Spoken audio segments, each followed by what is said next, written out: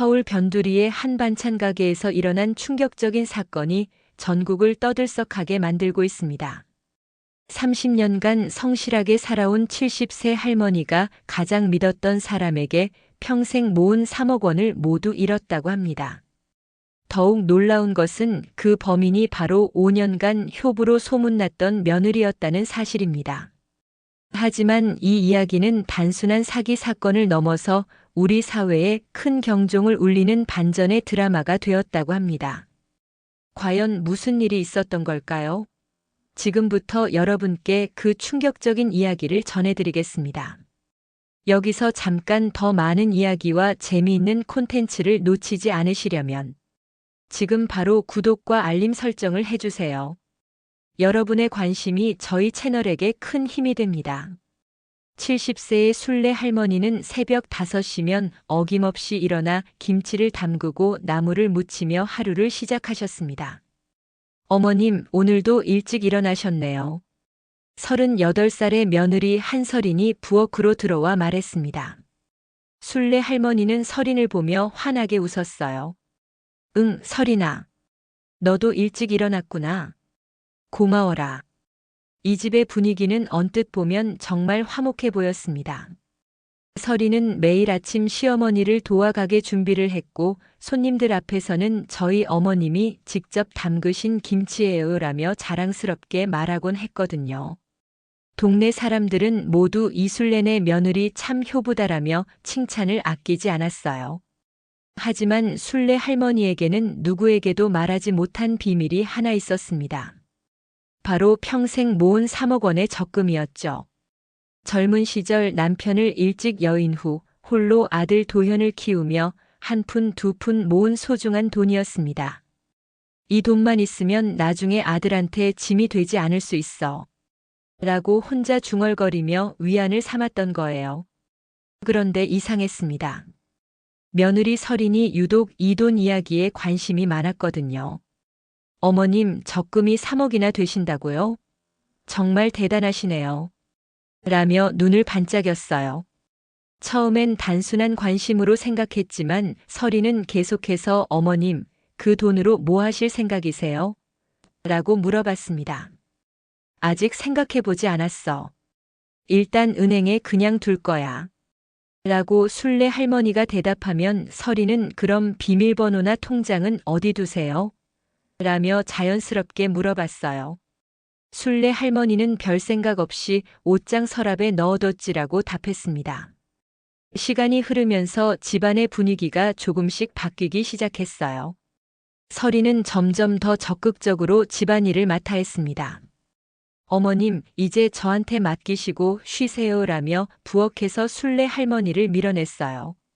처음엔 고마웠지만 나중에는 자신이 손님 같다는 생각이 들었습니다.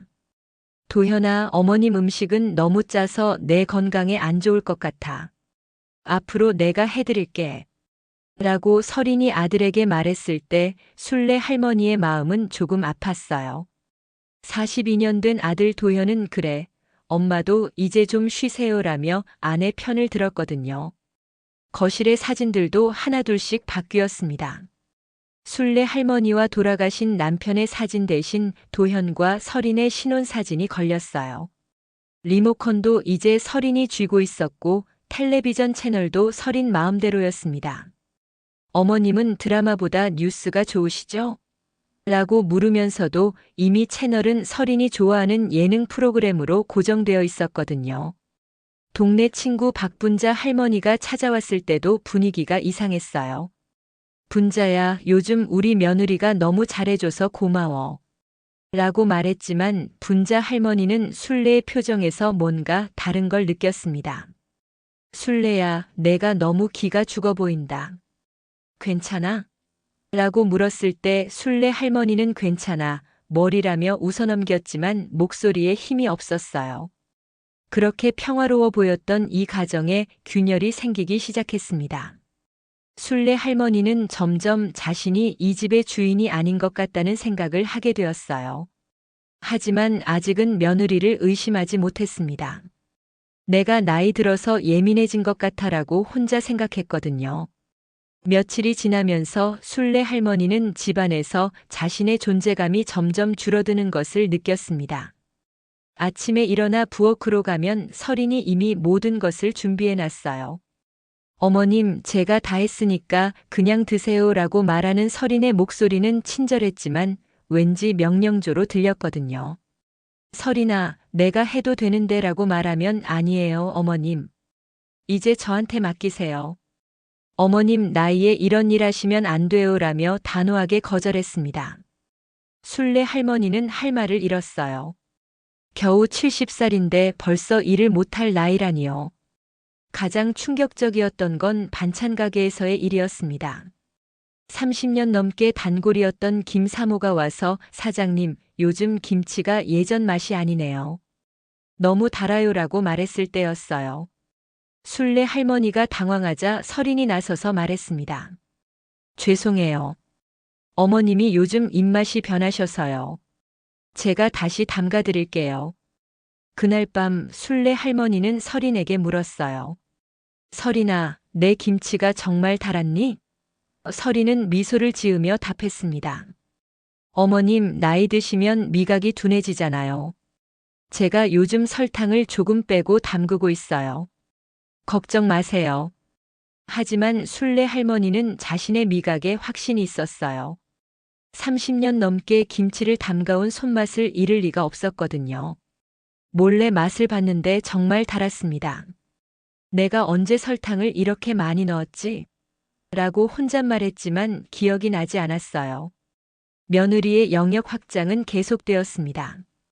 이제 집안의 모든 열쇠를 설인이 관리했어요. 어머님, 열쇠 잃어버리시면 안 되니까 제가 보관할게요라며 자연스럽게 가져갔거든요. 심지어 순례 할머니 방 열쇠까지도요. 내 방 열쇠까지 왜 가져가려고 하니? 라고 물었을 때 설인의 대답은 뜻밖이었어요. 어머님, 만약에 어머님께 응급 상황이 생기면 어떻게 해요? 문이 잠겨 있으면 들어갈 수가 없잖아요. 이 말을 듣고 순례 할머니는 할 말이 없었습니다. 효부인 며느리의 걱정이라고 생각했거든요. 하지만 이상한 일들이 계속 일어났어요. 어느 날 아침 옷장을 여는데 물건들의 위치가 바뀌어 있었습니다. 분명히 맨 위 서랍에 넣어뒀던 통장과 도장이 아래쪽 서랍에 있었어요. 내가 깜빡했나? 라고 생각했지만 찜찜했습니다. 며칠 후에는 더 기묘한 일이 벌어졌어요. 은행에서 전화가 왔거든요. 고객님, 적금 만기가 다가오는데 연장하실 건가요? 라는 내용이었는데 순례 할머니는 깜짝 놀랐습니다. 아직 만기까지 1년이 넘게 남아 있었거든요. 실수신 것 같아요. 제 적금은 내년 12월이 만기예요 라고 말했는데 은행 직원은 확인해 보니 고객님께서 지난주에 직접 오셔서 중도해지 상담을 받으셨다고 나와 있네요 라고 답했어요. 순례 할머니는 손에서 전화기가 떨어질 뻔했습니다. 제가 언제 은행에 갔다고요? 전혀 기억이 없는데요. 은행 직원은 혹시 기억이 안 나시나요? 괜찮으시면 직접 오셔서 확인하시겠어요? 라고 제안했어요. 그날 저녁 순례 할머니는 도현에게 이 이야기를 했습니다. 도현아, 은행에서 이상한 전화가 왔어. 내가 언제 적금 해지 상담을 받았다는 거야. 도현은 심각한 표정으로 들었지만 설인이 끼어들었어요. 어머님, 요즘 보니까 깜빡하시는 일이 많으시잖아요. 어제도 가스불 끄는 걸 잊으셔서 제가 끄지 않았나요? 설인의 말에 도현이 고개를 끄덕였습니다. 맞아요, 엄마. 요즘 자주 깜빡하시네요. 순례 할머니는 억울했어요. 가스불을 잊은 적도 없고 은행에 간 적도 없었거든요.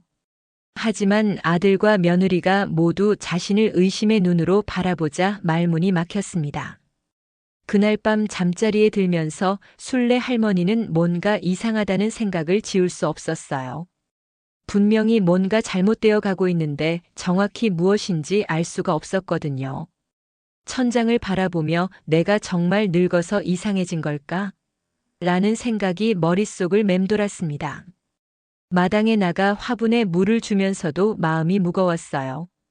예쁘게 피어있던 진달래꽃들이 시들어가고 있었거든요. 꽃도 늙으면 지는구나라고 혼잣말하면서 왠지 자신의 처지와 비슷하다는 생각이 들었습니다. 다음 날 아침 순례 할머니는 마음을 정하고 은행으로 향했습니다. 밤새 뒤척이며 생각해봐도 자신이 은행에 간 기억이 전혀 없었거든요. 내가 정말 그런 일이 있었다면 기억할 텐데라고 혼잣말하며 은행 문을 열었어요. 창구 직원은 친절하게 맞아주었습니다. 어르신, 어떻게 오셨어요? 순례 할머니는 떨리는 목소리로 말했어요. 제 적금 상태를 확인하고 싶어요. 어제 전화 받고 너무 이상해서요. 직원이 컴퓨터를 확인하더니 표정이 굳어졌습니다. 어르신 죄송한데 확인해 보니 적금이 이미 해지되었네요. 지난주 화요일에 오전 11시경에 해지 처리가 되었어요. 순례 할머니는 의자에 주저앉을 뻔했어요. 그럴 리가 없어요. 제가 해지한 적이 없거든요. 직원은 당황스러워하며 말했습니다. 그런데 어르신께서 직접 오셔서 신분증과 도장을 가져오셨는데요. 신분증과 도장이요? 순례 할머니는 급히 지갑을 뒤졌어요. 신분증은 그대로 있었지만 집에서 가져온 도장을 확인해 보니 이상했습니다. 평소 쓰던 도장과 조금 달라 보였거든요. 혹시 녹화 영상을 볼 수 있을까요? 순례 할머니가 간절하게 부탁하자 직원은 잠시 상급자와 상의한 후 작은 모니터를 가져왔어요. 개인정보 문제가 있지만 본인 확인 차원에서 보여드릴게요. 모니터 속에는 정말 자신과 비슷한 노인이 나타났습니다. 키와 체형은 비슷했지만 걸음걸이와 말투가 달랐어요. 특히 머리 스타일이 완전히 달랐거든요. 이건 저가 아니에요. 분명히 다른 사람이에요. 직원도 자세히 보더니 고개를 끄덕였습니다. 어르신 말씀이 맞는 것 같네요. 얼굴이 비슷하지만 확실히 다른 분 같아요. 이건 명백한 금융 사기입니다. 바로 경찰에 신고하셔야 해요. 집으로 돌아가는 길에 순례 할머니의 다리는 후들거렸어요. 3억 원이 사라졌다는 충격도 컸지만 누군가 자신을 흉내내어 은행을 속였다는 사실이 더 무서웠거든요. 대체 누가 이런 일을 했을까? 집에 도착하자마자 옷장을 열어봤습니다. 통장이 있던 자리는 텅 비어 있었어요. 인감도장도 사라졌거든요. 분명히 여기 있었는데라며 서랍을 뒤졌지만 찾을 수 없었습니다. 그때 마당에서 이상한 소리가 들렸어요. 창문으로 내다보니 화분 근처에서 뭔가 파헤쳐진 흔적이 보였거든요. 급히 나가서 확인해 보니 진달래 화분 밑에 종이 조각들이 흩어져 있었어요. 종이 조각을 주워 맞춰보니 찢어진 통장이었습니다. 자신의 이름이 적힌 적금 통장이 산산조각 나 있었어요. 누가 왜 이런 짓을 했을까? 라며 손이 덜덜 떨렸습니다. 친구 분자 할머니에게 전화를 걸었어요. 분자야, 큰일 났어. 누군가 내 돈을 다 가져갔어. 분자 할머니는 깜짝 놀라며 말했습니다. 뭐라고? 당장 경찰에 신고해야지. 그런데 분자야, 이상한 게 집에서 일어나고 있어. 통장도 사라지고 도장도 없어졌어. 그런데 우리 며느리는 아무것도 모르는 것 같고라고 말하자 분자 할머니는 잠시 침묵했어요. 순례야, 혹시 며느리를 의심해봤어? 이 말을 들은 순례 할머니는 깜짝 놀랐습니다. 분자야, 그런 말하면 안 돼. 우리 서린이는 그런 애가 아니야. 하지만 분자 할머니는 계속 말했어요. 순례야, 요즘 뉴스 보면 이런 일이 많아. 특히 가족들이 노인 재산을 노리는 경우가 있다더라. 한번 의심해 볼 필요가 있어. 그날 저녁 도현과 서린이 돌아왔을 때 순례 할머니는 조심스럽게 말했어요. 도현아, 은행에 다녀왔는데 큰일이 생겼어. 우리 적금이 해지되었대. 도현은 깜짝 놀라며 물었습니다.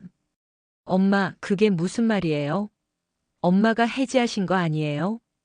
순례 할머니는 고개를 저었어요. 아니야, 내가 하지 않았어. 누군가 나를 흉내내서 한 것 같아. 서린이 끼어들었습니다. 어머님, 혹시 깜빡하신 건 아니에요? 요즘 자주 까먹으시잖아요. 이 말에 도현도 고개를 끄덕였어요. 맞아요, 엄마. 요즘 기억력이 많이 떨어지셨어요. 순례 할머니는 답답했습니다. 아니야, 분명히 내가 하지 않았어. 은행에서 녹화 영상도 봤는데 나와 다른 사람이었어. 하지만 도현과 설이는 믿지 않는 눈치였어요. 어머님, 스트레스 받지 마시고 일단 푹 쉬세요.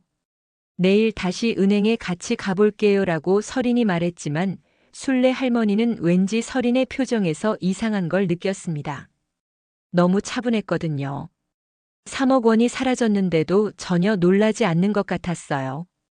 그날 밤 순례 할머니는 잠들지 못하고 뒤척였습니다. 정말 내가 한 일일까? 아니면 다른 누군가가? 라는 생각이 머릿속을 떠나지 않았어요. 창밖을 보니 마당의 화분들이 달빛에 쓸쓸해 보였습니다. 새벽 3시 순례 할머니는 잠에서 깼습니다. 목이 말라 물을 마시려고 부엌으로 나가는데 거실에서 이상한 소리가 들렸어요. 살금살금 다가가서 보니 설인이 마당으로 나가고 있었거든요. 시계를 보니 새벽 3시 반이었습니다.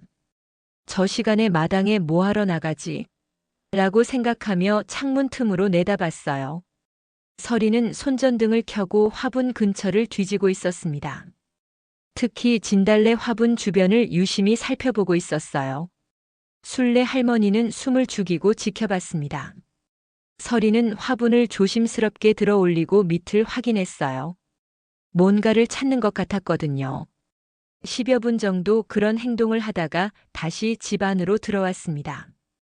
다음 날 아침 순례 할머니는 일부러 아무렇지 않은 척했어요.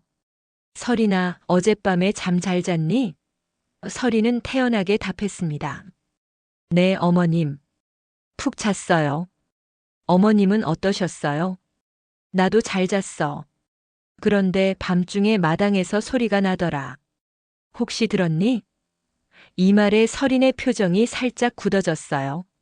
아니요, 저는 못 들었는데요. 아마 고양이였을 거예요. 하지만 순례 할머니는 분명히 봤습니다. 설인이 마당을 뒤지는 모습을 말이에요. 왜 거짓말을 하지? 라는 의심이 들기 시작했어요. 며칠 후 분자 할머니가 찾아왔습니다. 순례야, 그 후에 어떻게 되었니? 경찰에는 신고했어? 순례 할머니는 한숨을 쉬며 답했어요. 아직 못했어. 도현이가 자꾸 내가 깜빡한 거라고 해서. 그럼 혼자라도 신고하면 되잖아. 분자 할머니의 말에 순례 할머니는 고개를 저었어요. 그런데 분자야, 요즘 우리 며느리가 이상해. 새벽에 마당을 뒤지고 다니더라. 분자 할머니는 눈을 크게 뜨며 물었습니다. 뭘 찾는 것 같았어? 순례 할머니는 생각해 보더니 말했어요. 화분 밑을 보고 있었어. 그런데 그 화분이 내 통장 조각이 나온 바로 그 화분이야. 순례야, 이건 정말 이상해. 며느리를 한번 자세히 지켜봐야겠어. 분자 할머니의 말에 순례 할머니도 고개를 끄덕였어요. 그날 저녁 도현이 퇴근해서 돌아왔습니다. 엄마, 오늘 은행에서 전화 왔다면서요? 뭐라고 했어요? 순례 할머니는 깜짝 놀랐어요. 은행에서 전화 온 적이 없었거든요. 도현아, 오늘 은행에서 전화 안 왔는데? 이때 설인이 끼어들었습니다. 어머님, 오늘 오후에 전화 왔었어요. 제가 받았거든요. 추가 서류가 필요하다고 하더라고요. 순례 할머니는 이상했어요. 설인이 왜 자신 몰래 은행 전화를 받았을까요? 설인아, 내 전화를 왜 내가 받았니? 설인은 당당하게 답했습니다. 어머님이 화장실에 계셔서 제가 대신 받았어요. 별거 아니에요. 하지만 순례 할머니는 오후 내내 집에 있었고 화장실에 간 시간도 길지 않았어요. 전화벨이 울린 기억도 없었거든요. 정말 이상해. 뭔가 숨기는 게 있는 것 같아. 며칠 뒤 더 이상한 일이 일어났습니다. 순례 할머니가 동네 은행에 가려고 나가는데 설인이 급하게 따라 나섰어요. 어머님, 어디 가세요? 은행에 가려고. 아, 그럼 제가 같이 갈게요. 혼자 가시면 힘드실 것 같아서요. 은행에서 순례 할머니가 사기 신고를 하려고 하자 서린이 옆에서 계속 끼어들었어요. 죄송해요. 저희 어머님이 요즘 기억력이 많이 떨어지셔서요. 혹시 실수하신 건 아닐까요? 은행 직원도 곤란해하며 말했습니다. 어르신, 가족분이 이렇게 말씀하시니 다시 한번 생각해 보시겠어요? 순례 할머니는 억울했지만 더 이상 말할 수 없었어요. 집으로 돌아오는 길에 서린이 말했습니다. 어머님, 괜히 은행 사람들 귀찮게 하지 마세요. 어머님이 깜빡하신 거일 수도 있잖아요. 순례 할머니는 화가 났지만 참았어요. 그날 밤 순례 할머니는 다시 잠을 못 이뤘습니다. 새벽 2시쯤 되자 또다시 소리가 들렸어요. 이번에는 더 조심스럽게 창문으로 내다봤습니다.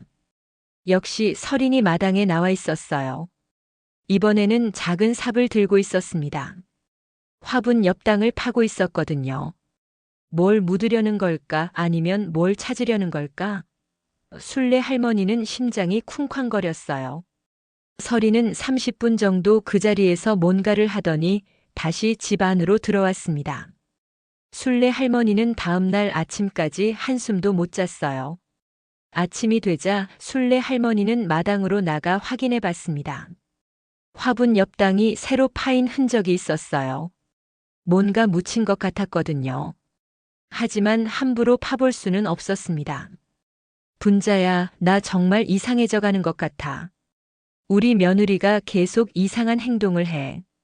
전화로 하소연하자 분자 할머니가 말했어요. 순례야, 이제는 정말 의심해봐야 할 때야. 혼자서는 안 되고 누군가 도움을 받아야 해. 순례 할머니는 결심했습니다.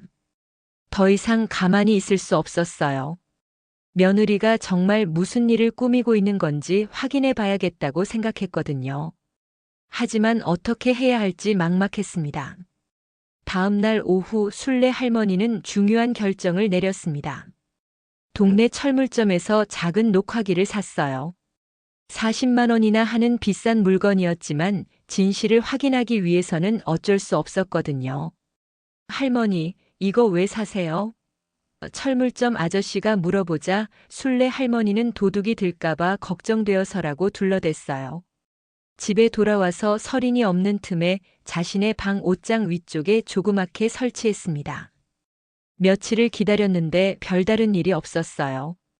그런데 일주일 후 금요일 밤 드디어 결정적인 순간이 왔습니다. 순례 할머니가 일찍 잠든 척하고 있는데 문이 살살 열리는 소리가 들렸거든요. 서린이 손전등을 켜고 조심스럽게 방으로 들어왔어요. 순례 할머니는 숨소리도 죽이고 지켜봤습니다. 서린은 옷장 서랍을 하나씩 열어보기 시작했어요. 뭔가를 찾는 모습이었거든요. 이상해, 분명히 여기 있었는데 라고 서린이 작은 소리로 혼잣말했습니다. 그리고 화분들을 다시 뒤지러 나갔어요. 순례 할머니는 가슴이 두근거렸습니다. 드디어 증거를 잡을 수 있을 것 같았거든요. 다음 날 아침 순례 할머니는 녹화기를 확인해 봤어요. 선명하게 찍혀 있었습니다. 서린이 옷장을 뒤지고 서랍에서 뭔가를 찾는 모습이 말이에요. 심지어 어디 숨겼지? 할머니가 다른 곳에 옮겨놨나? 라고 중얼거리는 소리까지 들렸어요. 이제 확실해졌어. 서린이가 뭔가 숨기고 있어. 순례 할머니는 떨리는 손으로 분자 할머니에게 전화를 걸었어요. 분자야, 증거를 잡았어. 우리 며느리가 정말 이상한 짓을 하고 있어. 분자 할머니는 즉시 달려왔습니다. 녹화 영상을 보더니 깜짝 놀랐어요. 순례야, 이건 정말 심각해. 당장 도현이에게 보여줘야 해. 순례 할머니도 고개를 끄덕였습니다. 그날 저녁 도현이 퇴근하자마자 순례 할머니는 거실로 불렀어요. 도현아, 너한테 보여줄 게 있어. 서린도 함께 앉았습니다. 순례 할머니는 떨리는 손으로 녹화기를 켰어요. 화면에 서린이 나타나자 도현의 얼굴이 굳어졌습니다. 이게 뭐예요? 서린이 당황하며 물었지만 영상은 계속 재생되었어요. 설인이 옷장을 뒤지고 어디 숨겼지? 라고 말하는 모습까지 다 나왔거든요. 설인아, 이게 뭐니? 도현이 차가운 목소리로 물었습니다. 설인은 잠시 당황했지만 곧 태연해졌어요. 어머님, 이걸 왜 찍으셨어요? 저를 의심하신 거예요? 내가 새벽마다 내 방에 들어와서 뭘 찾는지 궁금했어. 순례 할머니의 말에 설인이 웃으며 답했습니다. 어머님이 잃어버렸다고 하셔서 도와드리려고 했는데 이렇게 의심받을 줄은 몰랐네요. 하지만 도현은 믿지 않았어요. 설인아, 엄마가 뭘 잃어버렸다고 했어? 설인이 잠시 말을 못하자 순례 할머니가 말했습니다. 나는 잃어버린 게 없어. 설인이가 거짓말하고 있어. 그때 순례 할머니는 결정적인 카드를 꺼냈어요. 며칠 전 마당을 파다가 발견한 작은 상자였거든요. 그리고 이것도 봐. 상자를 열자 안에서 일기장과 여러 서류들이 나왔습니다. 일기장을 펼치자 설인의 필체로 쓰인 글이 나타났어요. 이순례 할머니 돈 3억. 곧 손에 넣을 수 있을 것 같다. 도현이는 바보라서 눈치채지 못한다. 라는 내용이었거든요. 도현의 얼굴이 새하얗게 변했습니다. 설인아, 이게 정말 내가 쓴 거야? 설인은 이제 더 이상 변명할 수 없었어요. 자신의 필체로 된 증거가 나왔으니까요. 맞아요. 설인이 갑자기 태도를 바꿨습니다. 제가 다 했어요. 그 돈 저희가 쓸 거예요. 도현은 믿을 수 없다는 표정으로 말했어요. 설인아, 너 정신 나갔어? 그게 무슨 말이야? 설인은 이제 가면을 완전히 벗었습니다. 도현아, 솔직히 말할게. 나는 처음부터 그 돈이 목적이었어. 할머니 수발하는 게 얼마나 힘든 줄 알아? 5년 동안 참고 살았는데 이제 그만할 때도 됐잖아. 순례 할머니는 가슴이 무너지는 것 같았어요. 설인아, 너를 진짜 딸처럼 생각했는데. 하지만 설인은 비웃으며 말했습니다. 딸처럼? 저는 어머님의 딸이 아니에요. 그냥 남남이에요. 도현이 화를 내며 소리쳤습니다. 설인아, 내가 지금 뭔 소리를 하는 거야? 당장 사과해. 하지만 설인은 오히려 더 당당해졌어요. 사과? 왜 사과해야 해? 내가 아니면 도현이랑 결혼해줄 여자가 있었을 것 같아? 이 말에 도현은 말문이 막혔습니다. 설인이 계속 말했어요. 도현이는 키도 작고 돈도 없고 별로 잘생기지도 않잖아. 내가 할머니 돈 보고 결혼해준 거야. 이제 알겠어? 순례 할머니는 눈물이 흘렀습니다.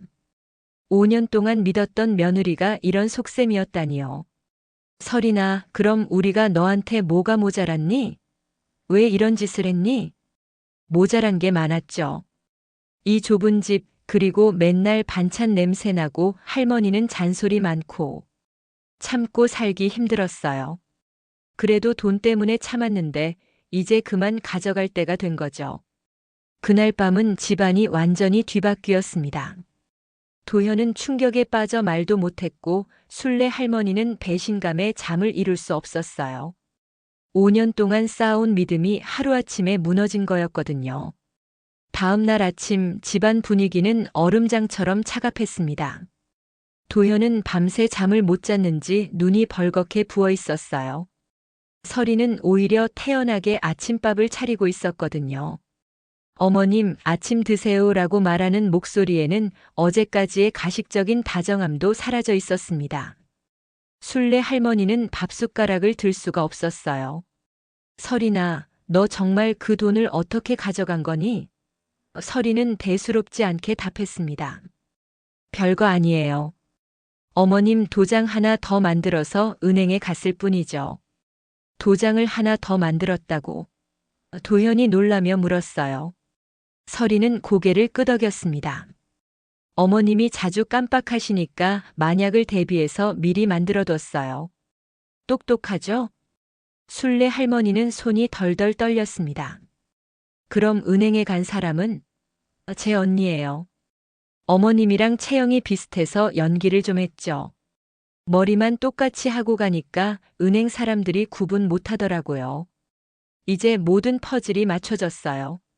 설인이 혼자 한 일이 아니었던 거죠. 가족까지 동원해서 치밀하게 계획한 범죄였거든요. 설인아, 내가 이렇게 나쁜 사람인 줄 몰랐어. 나쁜 사람? 설인이 웃으며 말했어요. 어머님, 세상이 어떤 곳인지 아세요? 착하게만 살면 바보 취급받아요. 저는 그냥 제 몫을 찾은 거예요. 도현이 참다 못해 소리쳤습니다. 설인아, 당장 그 돈 돌려줘. 그리고 경찰서에 가서 자수하자.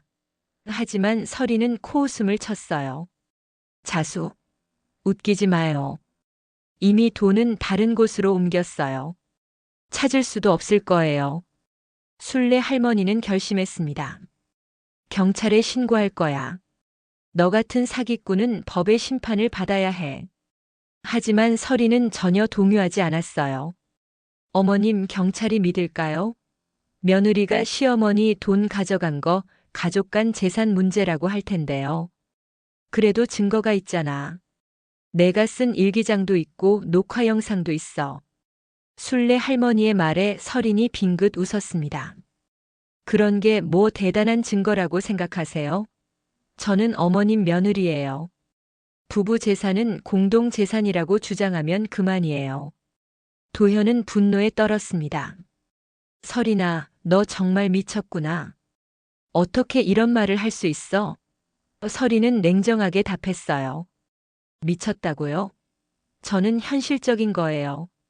도현 씨도 이제 현실을 받아들이세요. 그때 순례 할머니가 뭔가 생각이 났다는 듯이 말했어요. 설인아, 그럼 내가 새벽마다 마당을 파헤친 건 뭐 때문이니? 설인의 표정이 살짝 굳어졌습니다. 그건 별거 아니에요. 별거 아니라고. 분명히 뭔가 더 숨기고 있는 게 있을 거야. 순례 할머니는 일어나서 마당으로 나갔어요. 설인이 파헤쳤던 자리를 자세히 살펴보니 또 다른 상자가 있었거든요. 상자를 열어보니 충격적인 내용들이 나왔습니다. 다른 노인들의 개인정보가 적힌 메모장이 있었어요. 박영숙 할머니 예금 2억. 김철수 할아버지 부동산 5억이라는 식으로 적혀 있었거든요. 설인아, 이게 뭐니? 너 다른 노인들도 속이려고 했던 거야? 순례 할머니가 떨리는 목소리로 물었어요. 설인은 이제 완전히 당황했습니다. 그건 그냥 메모한 거예요. 하지만 메모장을 더 보니 구체적인 계획들이 적혀 있었어요. 박영숙 할머니 아들 직장 마이너스 한국전력공사.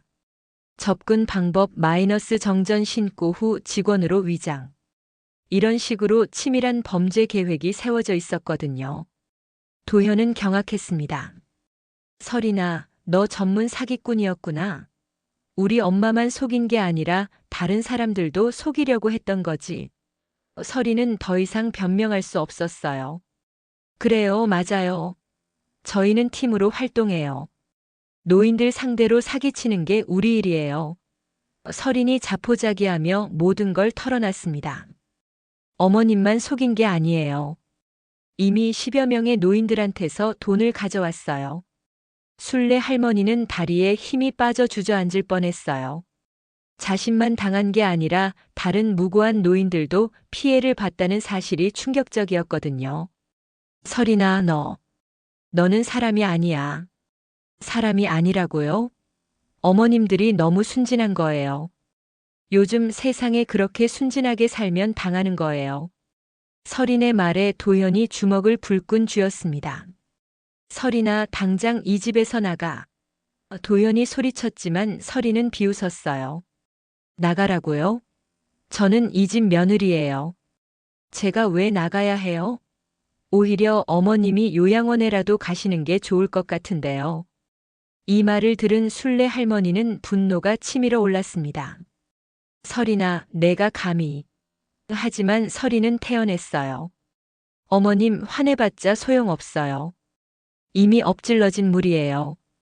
그날 저녁 순례 할머니와 도현은 경찰서에 신고하기로 결심했습니다. 설령 가족 간 문제라고 치부될 가능성이 있더라도 다른 피해자들을 위해서라도 신고해야 했거든요. 더 이상 서린의 범죄를 방치할 수는 없었어요. 하지만 서린은 전혀 걱정하는 기색이 없었습니다. 오히려 해보세요. 과연 경찰이 믿어줄까요? 라며 도전적인 태도를 보였어요. 이제 정말 전쟁이 시작된 거였습니다. 다음 날 아침 일찍 순례 할머니와 도현은 경찰서로 향했습니다. 분자 할머니도 함께 따라와 줬어요. 순례야, 걱정하지 마. 증거가 이렇게 많은데 경찰이 안 믿어줄 리 없어. 경찰서에 도착해서 신고를 접수했습니다. 담당 형사는 50대 중반의 경험 많아 보이는 사람이었어요. 할머니, 자세히 말씀해 보세요.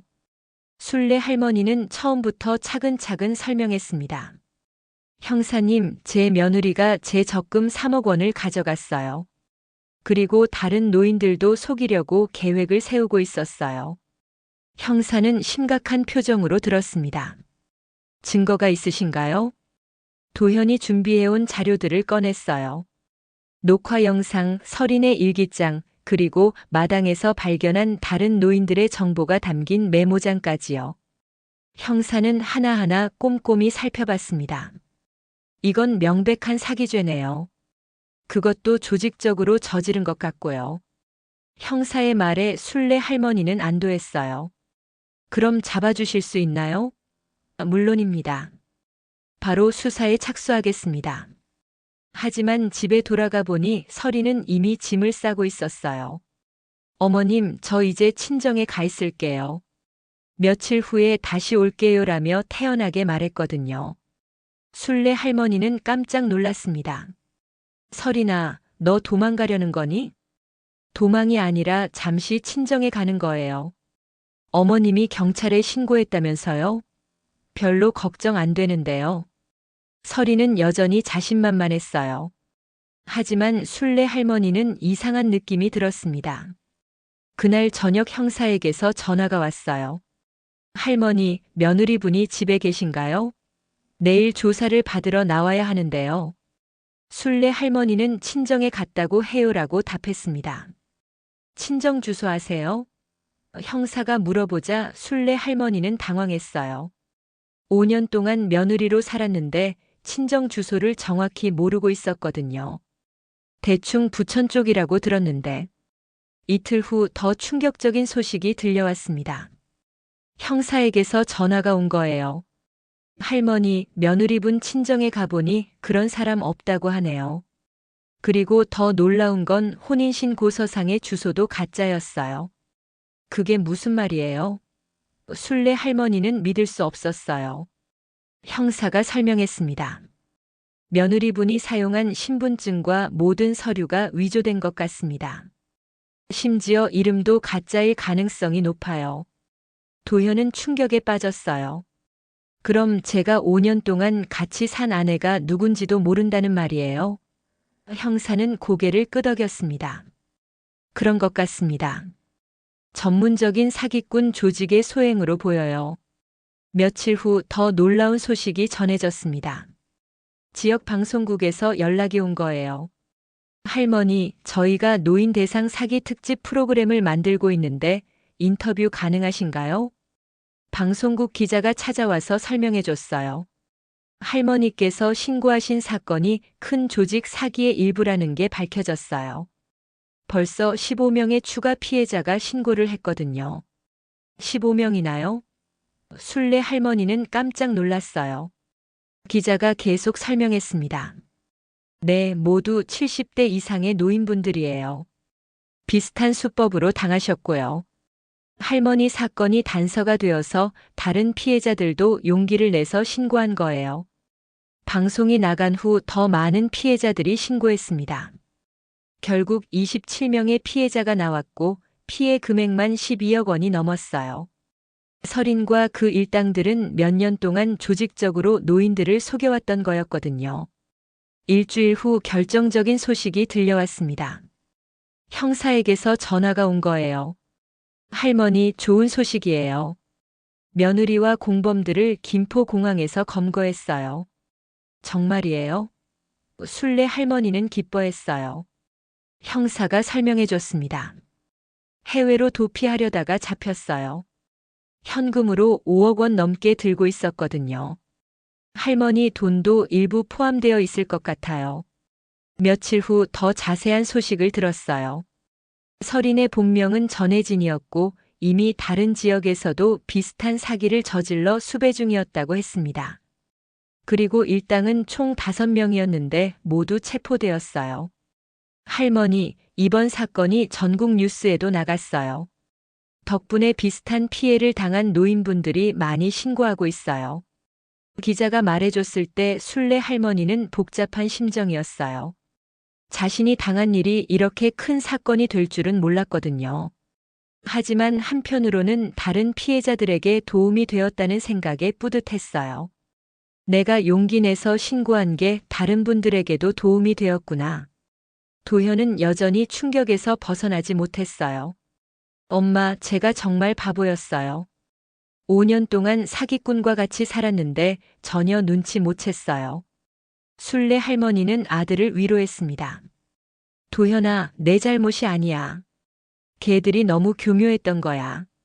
재판 날짜가 잡혔다는 연락이 왔어요. 순례 할머니는 법정에서 서린을 직접 만나게 될 생각에 떨렸지만 동시에 할 말이 많았습니다. 이제 진짜 마지막 대결이 남은 거였어요. 재판 당일 순례 할머니는 새벽부터 잠이 오지 않았습니다.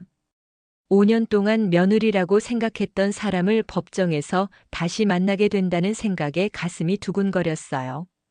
도현과 분자 할머니가 함께 법정으로 동행해 줬습니다. 법정에 들어서니 서린이, 아니 전혜진이 수갑을 찬 채 앉아 있었어요. 예전에 자상하고 순종적인 모습은 온데간데 없고 차갑고 무표정한 얼굴이었거든요. 순례 할머니는 저 사람이 정말 우리 집에서 5년을 살았나라는 생각이 들었어요. 검사가 기소 내용을 읽어내려갔습니다. 피고인 전혜진은 이순례 씨를 비롯해 총 27명의 노인을 상대로 12억 3천만 원을 편취한 혐의를 받고 있습니다.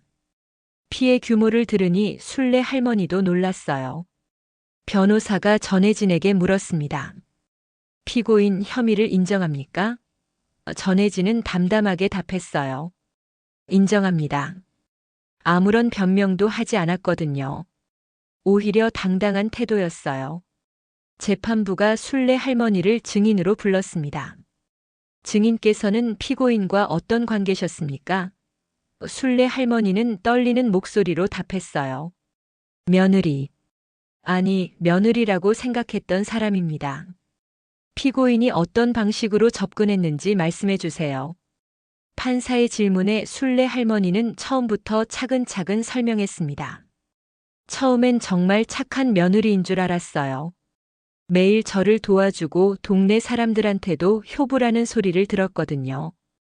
그런데 언제부터 의심하기 시작하셨나요? 제 적금이 사라진 걸 알고부터요. 그리고 새벽마다 마당을 뒤지는 모습을 보고 확신했어요.